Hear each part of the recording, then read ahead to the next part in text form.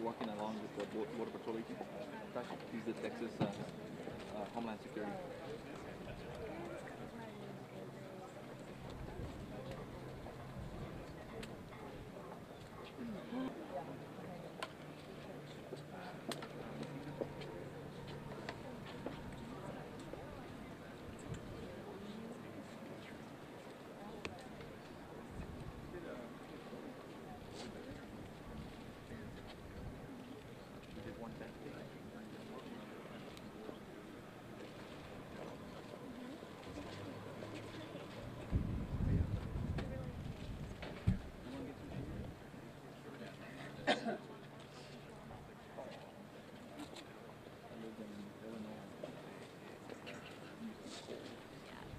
Well, good afternoon, everybody. I'm delighted to be here in the Valley and to be joined by a number of very distinguished public officials to announce a joint plan to go forward to build a barrier along approximately 20 miles of Hidalgo County that would both serve the Border Patrol's need to have an effective barrier against smuggling and illegal migration, and this community's need to upgrade its levees and protect against natural disasters. I know you all know that part of our ultimate responsibility at the Department of Homeland Security is all hazards, whether it's people smuggling drugs across the border or storms and floods causing damage. And this is a great example of a project which, when it's completed at the end of this year, will serve both of those functions. I'm joined here by a number of people who played a really pivotal role in what is a win-win outcome on achieving this project. We have Senator Cornyn here, who's coming from Washington. I know Senator Hutchison wanted to be here, is detained in Washington. Both of them worked very hard and consistently in making it possible to move forward with this project. Governor Perry, again, very supportive and very helpful with his staff in terms of making this happen. Representative Henry Cuellar, a strong supporter of the Border Patrol and of all of our efforts, and also someone who was a strong voice in favor of this resolution. I know Congressman Hinojosa could not be here, but was also, again, very supportive of this effort that we're unveiling today. I have to single out Judge J.D. Salinas of Hidalgo County for the vision and energy to come to us not only with a plan, but with money and the determination to get this done on a schedule that would meet our commitment to the American people. And he deserves an awful lot of credit. I'm also joined here by, I believe, Commissioner Marin from the IVWC is here, Judge Cascos from Cameron County, who had a lot to do with the initial conception here, and of course Jay Ahern, who's the Deputy Commissioner and our own Sector Chief. Let me explain what the concept is here very briefly. You know, the American people have made it very clear that the current state of the border, and actually the state of the border over the last 30 years, has not been acceptable. In a world where we have not only to deal with the threats after 9/11, but drug smuggling and human smuggling, we simply owe it to the entire country to secure the border. We've done a lot in the last year to gain that security. We've seen reductions in the flow across the border. We've built almost 300 miles of fencing, both pedestrian and vehicle fencing. I saw some of it yesterday when I was out in Arizona. We're deploying modern 21st century technology, unmanned aerial systems, sensors, cameras, again, all across the border. And we're well on the way to doubling the Border Patrol at the end of this year. We've got over 15,000 sworn officers now. So we've actually done quite a bit, but there is more to be done. And that means we have to use all of the tools that we can to support our Border Patrol and our border inspectors in securing the border. Now, one of those tools is barriers. Barriers don't necessarily work every place, but there are some places where they do work, because particularly in an urban area where a city is very close to the border, the capacity to slow up a smuggler, a drug smuggler or a human smuggler, is critical in terms of letting the Border Patrol get there to apprehend and intercept somebody. So that's why we're committed to fulfilling our promise of 670 miles of barriers by the end of this calendar year. We have the money to do it. More importantly, we have the will to do it. Now, this is a great example of a case where we're able to dovetail what we need to do with what the community needs. The community needs to have levees that are strong and capable of dealing with the challenges of the 21st century. And by being able to blend the community's needs and the country's needs, we came up with a win-win situation here. We are always interested in working with local communities to come up with solutions that satisfy everybody's needs. At the same time, we're determined to live up to our commitments, and that means completing the work that we've said we were going to complete in the time frame that we've promised the American people. I think that's what the public expects, and that's the only antidote to some of the public skepticism and even cynicism that we've seen very loudly proclaimed over the last couple of years.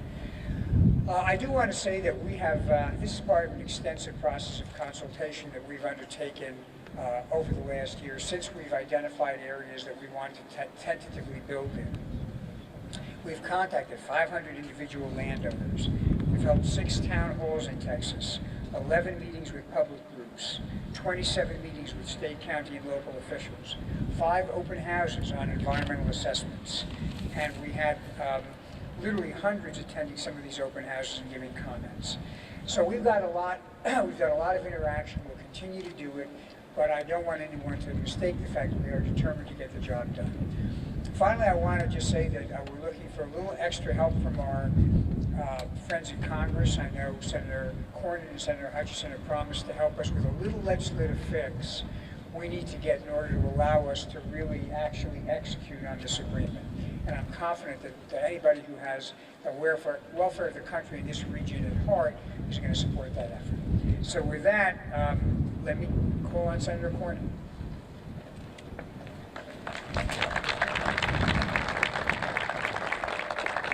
Mr. Secretary, welcome back to Texas, and welcome back to the border between the United States and Mexico, 1,600 miles of which is Texas border.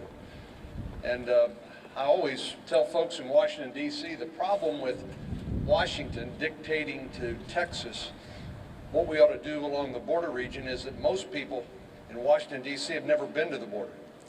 And all they think they know about it is what they've read in novels and what they've seen in movies. But this is a vibrant region of our state and of our country. It's a credit to the leadership of ranging from Governor Perry to our state legislature and local leaders who have really led the way, I think, in a very visionary sort of way and created tremendous prosperity and opportunity, and that's why people continue to come to the Rio Grande Valley and the border region. Now, after the debates in Washington about border security after 9/11, I know how difficult it was for people to come to grips with how do we come up with a solution that will help keep us safe, but at the same time keep the lanes of commerce open and trade open, which are so important, and our relationship with Mexico, commercial relationships being so important. How do we balance that in a way that keeps people safe, but also keeps us prosperous and keeps us an area of great opportunity? And we had our work cut out for us. But I'm here today to say that I have witnessed something that will surprise a lot of people, and that is a success. When the federal government and the state government and local officials put their heads together and try to come up with creative solutions, we can achieve win-win solutions. And I think that's what this represents today. The easiest thing for a government bureaucrat in Washington, D.C. to say is no. And I want to particularly credit the Secretary for being willing to have an open mind and listen to some of the creative solutions that are represented by this today. We're not quite over we don't quite have the ball over the goal line yet, but we're a lot farther down the line than we ever would have expected, frankly, than I would have expected before. And it's a credit to the tremendous leadership of local officials, and it's also a tribute to the Secretary and his willingness to keep an open mind and to work with us to come up with a effective and pragmatic solution, one that people here in the Valley can accept and says, yes, this makes sense to us. This is an efficient use of our taxpayer dollars in a way that makes sense. That we know that Washington is listening, and that our elected officials, whether they be at the state level or at the local level, are working in our best interest together. I'm delighted that the governor could be here with us today, who's been so important in the development of this region of the state. We were talking earlier about the fact that for 10 or 15 years ago, this region of the state did not get the kind of attention that it really needed and deserved. And that thanks to the leadership of Governor Perry, thanks to the hard work of the members of the Texas legislature that represent this area, but also all across the state, we've seen a resurgence of the economy down here. We've seen tremendous development of the infrastructure, and nothing but a very bright future for the Rio Grande Valley. So let me now introduce Governor Rick Perry. Senator, thank you. Mr. Secretary, I want to say, along with the Senator, thank you for joining us today. One more time that you've come to the border of Texas, Rio Grande Valley, particularly to these 3 county judges that are with us today, because the fact of the matter is it's been their input that I think really created the stimulus that brought the Secretary and that agency to the point that they understood that there was a solution to this, one that would work well, both for the securing the border, but allowing this economy to continue to grow. You know, there are a lot of people up in, as a matter of fact, if you turn on TV and you turn on the radio, I'm not sure that the border region of the United States with Mexico is not a favorite subject, particularly with a lot of these talking heads on TV and the radio. And as John said, you know, most of them could probably find it on a map, but they've never been here before. They have no idea what this economy is about. They have no idea about the men and the women whose lives and the history of the families that go back multiple generations. To them, the border is just a line on a piece of paper. It's kind of easily recognized, and the challenges for them are easily solved.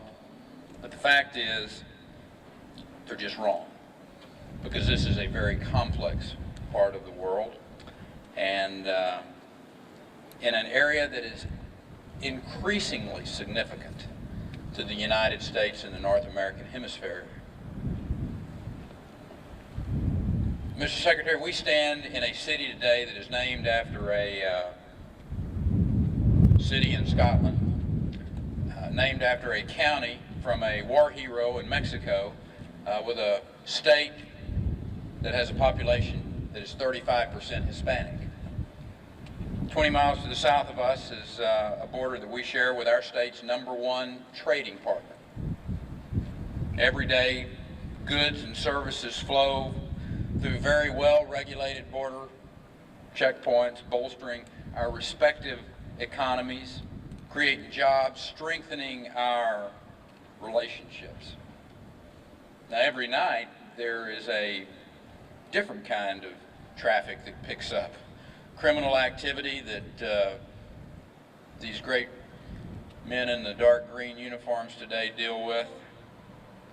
These are criminal elements that are attempting to penetrate the veil of security around our country, trafficking in drugs and human lives, and the proceeds of that illegal activity.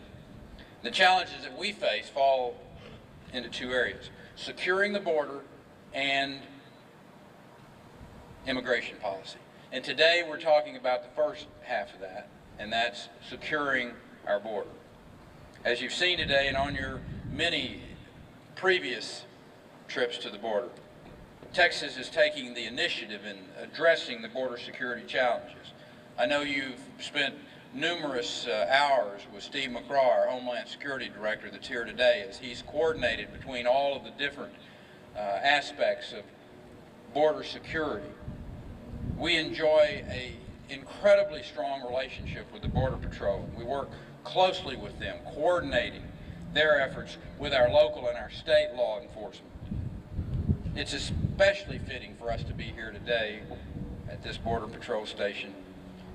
I happen to think that these are the finest of the DHS, and it's a great privilege for us to work with the men and women of the Border Patrol. And it's a combined effort. As a matter of fact, most recently under a umbrella operation that we refer to as Operation Border Star. Some incredibly impressive results. By focusing our resources on the key entry ports and communicating freely with the agencies, we can show how you slow the bad guys down to a stop when you want to. In addition to the boots on the ground, the boats in the water, the aviation assets in the air, there is a need for strategic fencing in those high traffic urban areas. We understand that. Along the Rio Grande, there's also the need for flood control. The river, it may just be ankle deep out there in places, but it can turn into an incredibly raging, dangerous torrent with the flash floods that we have. Your decision today to move forward with a solution that meets the dual needs is an example of your commitment to finding the solutions that work on paper in Washington and on the ground here in the Rio Grande Valley. And I wanted to come today and to tell you thank you for being receptive to the local feedback, to the men and women who are going to be here long after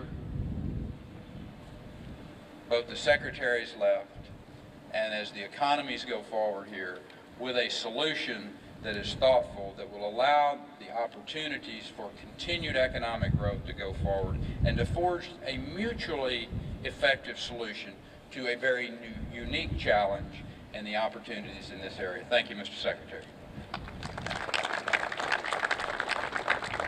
It's my honor to introduce the next speaker as an individual who I've had the great privilege to work with for nearly, 20 plus years of my life now as a member of the Texas legislature. And he was kind enough to serve as a Secretary of State in my administration before going on and distinguishing himself as a fine and powerful and very instructive member of the United States Congress, Enrique Cuellar.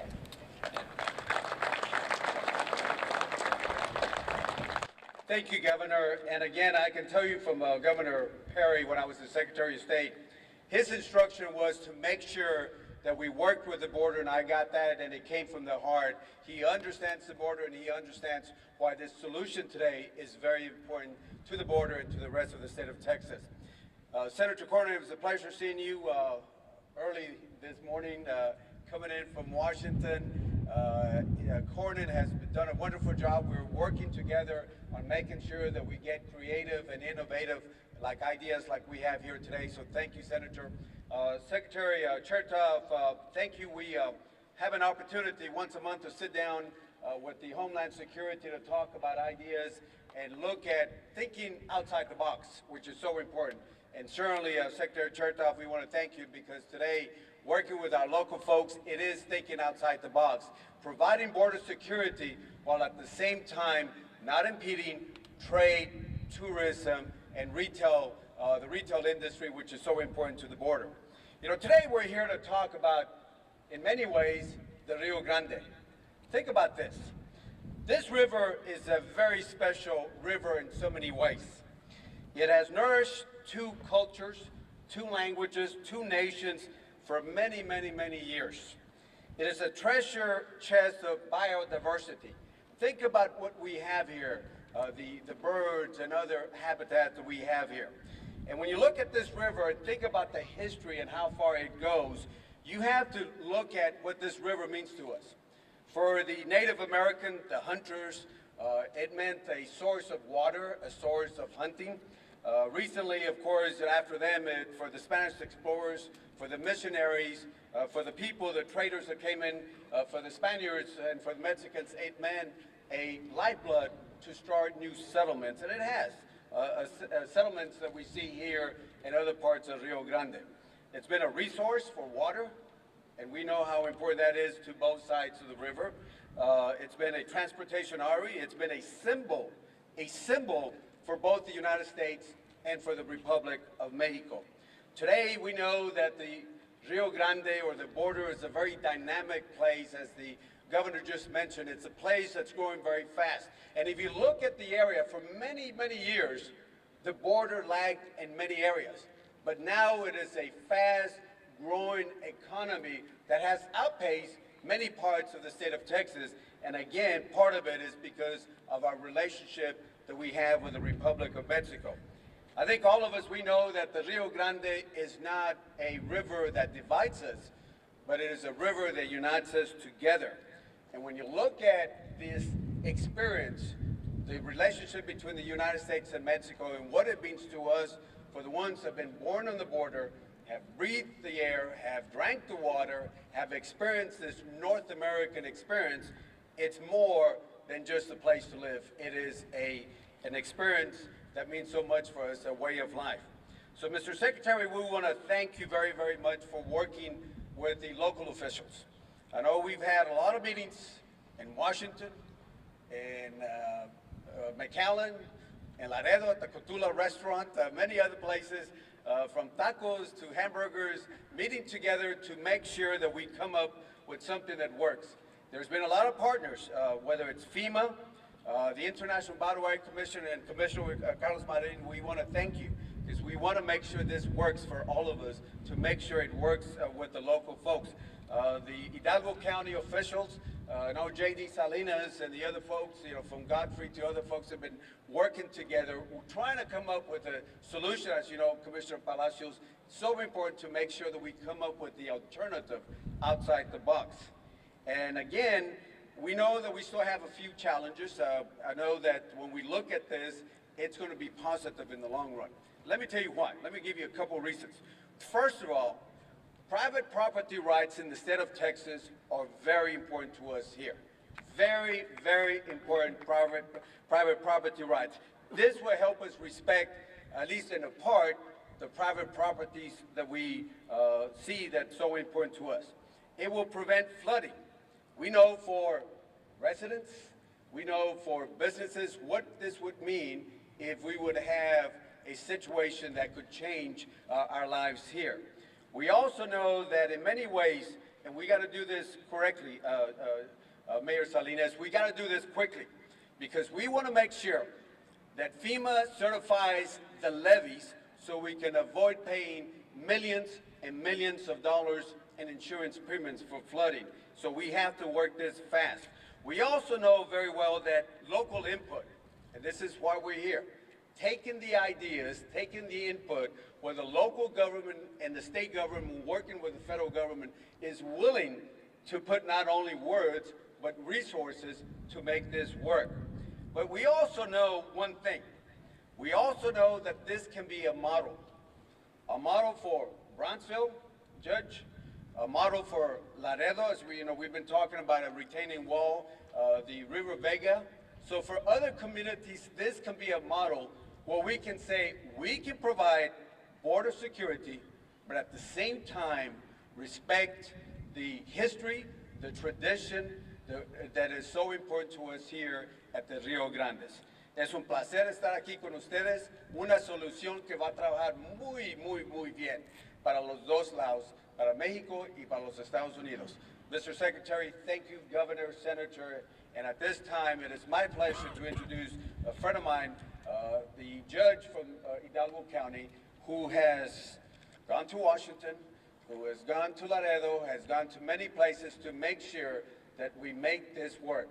Thinking outside the box has worked in this particular idea. So then again, Judge, welcome. Again, thank you for what you've done.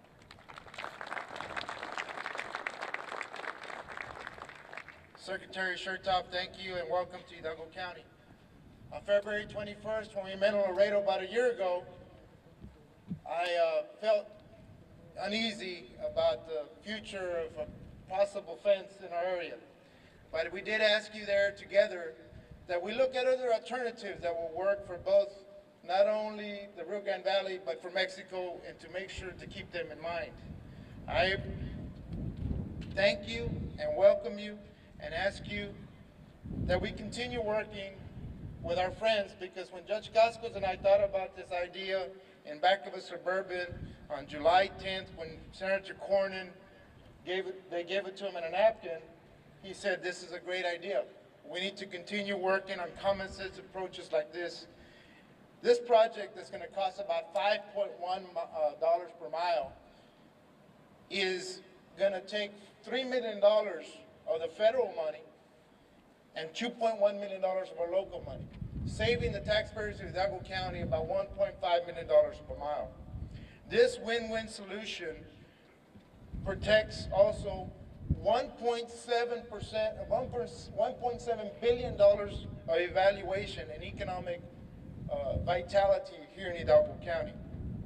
I even told Chief Otello at one point, if the levees don't get fixed, your own office in the free trade zone of McAllen may be underwater. And he listened and he agreed. And thank you, Chief. This is not a wall to us. This is a hydraulic structure that's going to help us not only protect our floodplains in South Hidalgo County, but also help our men and women who are protecting us. Nobody wants border security more than our 750,000 residents of Hidalgo County. We respect what you do day in and day out, and we want to make sure that you do your job correctly and make sure that we help you. And that's why we've asked that we clean the riverbed, that we go ahead and give a cleaner line of sight so that we can help you do your job. About the timeline and what we're going to do. We're urging Senator Cornyn and Congressman Cuellar, like they have in the past, to help us with a cooperative partnership agreement so that we can continue trying to work on these levees. Working together, we can accomplish our goals.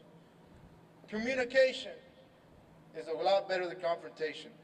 And I thank you, the local leadership, for doing your work. Senator Cornyn, thank you for calling a meeting on October 10th, touring the levees, and also helping us put us together in FAR with the different agencies. Commissioner Manin, thank you for your open mind. Thank you for your willingness to reimburse us, the local taxpayers. And Congressman Cuellar, thank you for calling us together in D.C. with FEMA, with DHS, with all the federal agencies to make sure that we had the brain power in that room to make sure we came up with a good win-win situation. Governor Perry, when I came to you November 9th, Commissioner Palacios asking you to consider this, I didn't realize that you were going to write a letter dated November 15th to Chertoff, to Secretary Chertoff, saying, yes, this is a great idea, and this is the way we can continue trying to be the models in the U.S. and not the negatives. Again, Secretary Chertoff, thank you for your open-mindedness. Thank you for visiting Hidalgo County. And I want to darte un buen saludo de parte de todos los amigos aquí en Hidalgo County and tell you we're here to help you and work together to protect our borders. Thanks again.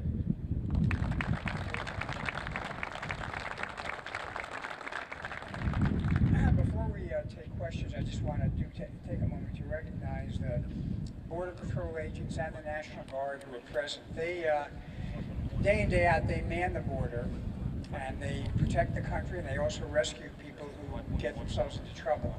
I had the somewhat sad honor yesterday of visiting with the family of a Border Patrol agent who was murdered by smugglers about a month ago in California. And it reminds you of what a dangerous and important job these men and women perform. So let's all give them a round of applause.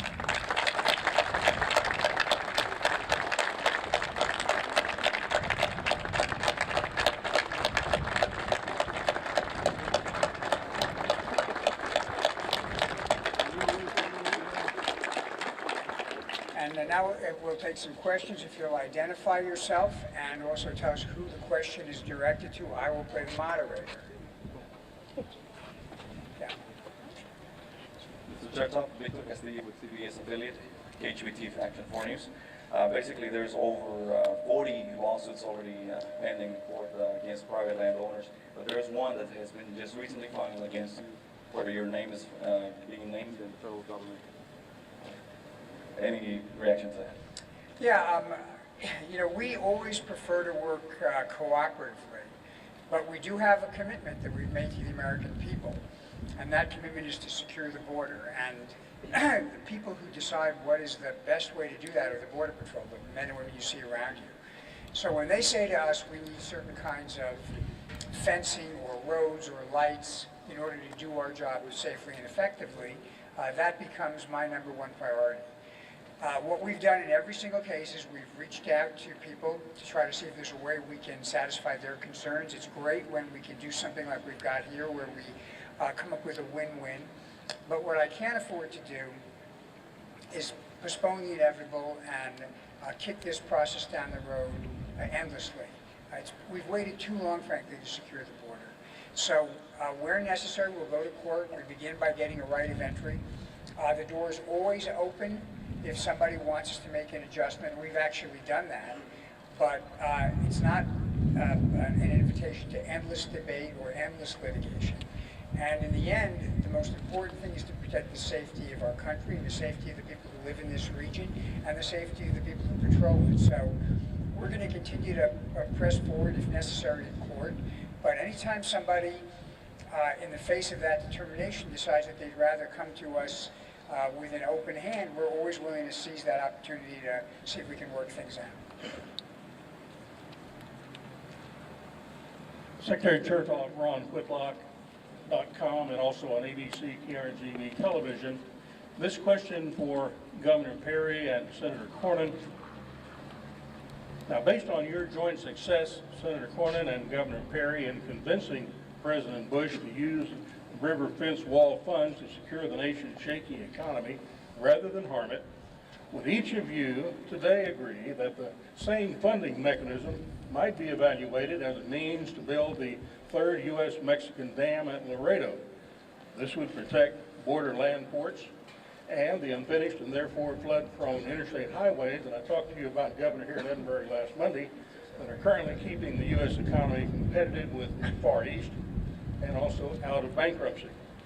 Now, to clarify this, Senator Cornyn, because this is supported by Congressman Cuellar, Judges Costas, and Judges Salinas, is the concept would be the Laredo Dam would have a lake 35 miles above it and higher river levels about 65 miles below it. This would take terrorists, illegals, and drug smugglers longer to swim than to climb any wall that might be constructed. And at $5 million a mile that Judge Salinas is talking about would provide a lot of money to build a dam. Ron, I won't ask you to repeat the question. You can if you want to. But thank you for raising the issue. I'm not in a position to sign off on the idea because I frankly need to know more about it. But I'm certainly happy, as we always have been, to work with the governor, work with Congressman Cuellar, and as we've demonstrated here today, to come up with win-win solutions that are important not only for security, but important for the economy, to continue to make this part of the state and nation a place of opportunity. And so I'll look into it more closely. I'm sorry I can't give you a more definitive answer on it now. Maybe the governor can. Thank you for throwing me under the bus. Ron, I think there are a lot of different concepts that are going to work, and what may work in one area of the border may not work in another area of the border, may be more costly, etc. But I think that what we saw today was that the Secretary and DHS and the administration very open to working with the local officials, with the state officials, to secure the border. That's the result that we're all looking for. Being able to secure our border, making sure that citizens both of Mexico and the United States are safe from these marauding gangs and criminal activities. All the while making sure that we continue to keep our economy thriving in this part of the United States and in Mexico. So I think all of the ideas are on the table. And in the areas where they work, where they're economically feasible, where they do continue to allow a good flow of men and women across the border and the economies to continue to flourish, we're going to be open to them, and we're going to be working with the Secretary and the administration to find the solutions that allow Texas' economy to continue to flourish, but making sure that our citizens are safe and that those criminal elements that are trying to do harm to our citizens are stopped in their tracks. Governor, the residents of this region support your initiative to finish the unfinished interstate, which is very flood prone because it is not a finished interstate, to keep these goods and services flowing through Detroit. Yes, sir. I'm on that program. Next question. Yes, this is for you, Secretary Chertoff. Steve Taylor, Rio Grande Guardian. It's a two-part question. That's always trouble, two parts. I have to remember both, right? These are very easy questions. Your plan initially has 70 miles of fencing from Roma to Brownsville. The fact that you've got a different model here today for 20 miles, does that tell us that the other 50 miles will still be built as a border fence? And second, given that this plan is somewhat different to what you've got in the draft EIS, does this mean you've got to go back and produce another draft EIS for this project? As to the first question, we need to build barriers over the miles that we've talked about. We have consistently been willing to make some adjustments either in the nature of the barrier or the precise location, and we're still open to do that, but I want to really underline this, provided we can do any adjustments within our time frame and our schedule. So if there are other areas that can move promptly to adopt this model, we're open to do that. It may not fit, as the governor said, in every area because there may be some areas where they don't have levees or it's a different configuration. I think that this should not result in any protracted environmental consideration. Obviously, we'll be working with the Fish and Wildlife Service and others to make sure that we've adapted the change in the plan to any environmental requirements, but it's really important we get this done because the country's waited far too long to finish the job of securing the border. Yeah, sure. Steve, I just want to add one other thing because Congressman Cuellar and I have been working on this in particular. This is a carrizo cane eradication, which on some parts of the border, as you know, this cane has made it virtually impossible for the Border Patrol to see people coming across, whether they be drug smugglers or whoever. And the Secretary, working with the Border Patrol, has worked with us to try to come up with another creative solution to deal with carrizo cane eradication.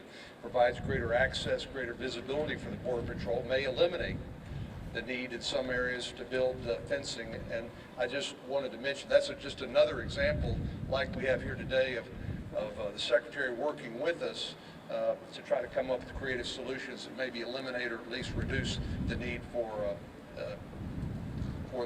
fencing. Take two more questions, please. Mr. Chair, this is Blanca Gomez from Univision. People who's receiving letters or notification from the federal government, the main concern is that they're gonna lose their lands or part of their lands. What can you tell them? Here's what we do. The first thing we're doing is we simply need to get on the land to determine what it is we need to do or want to do in the first place. That's the first step. We obviously want to disturb people's private property as little as possible. If it turns out that we do need to have some ability to build some infrastructure, or to build a road, or put some lights up, or do something of that sort, then we always pay fair market value for the land. I understand that for some people, they prefer not to have any disturbance, and obviously we want to try to avoid it. But at the end of the day, the problem that we have is we've got to keep out smugglers. And I was at the border in Arizona, and I literally watched. We have on unmanned aerial vehicles lines of people coming across the border illegally with backpacks full of drugs. Now, those drugs may wind up in the border, they may wind up in the interior somewhere, but those drugs kill people. And so, to the extent we can slow it up and stop it, I think it's fair to ask people to make a contribution. We will compensate them, of course, but this is part of the kind of a national defense for the greater good. Last question, Blanca, if I can just add, Secretary, if you don't mind. Blanca, the good thing about this project is that we're trying to stay within the right-of-way of IBWC, so we won't get to that predicament where we have to take any land from any private landowners. Mr. Secretary.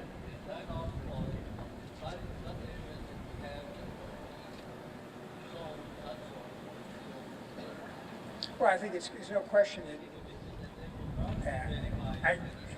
I think the great thing about this plan is that the plan is set assuming we get the last couple of pieces in place to get the job done by December, and that's, as we've said, going to be a win-win both in terms of security and in terms of protecting against flooding. I think we have time for one more pressing question.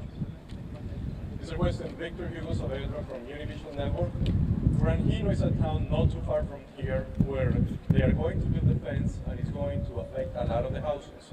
Some of the people in that town find it extremely suspicious that the fence is going to stop a few yards away from land owned by the Hunt Oil Company, Bush supporter. And they think that there may be a political reason for not building the land in that, the fence in that land. Now, that's a pretty convoluted conspiracy theory. I can tell you that the Border Patrol has only one rule that it observes here. They make a determination what is operationally required. And that depends upon the particular part of the border we're talking about, and how close it is to an urban area, and what the flow of traffic is.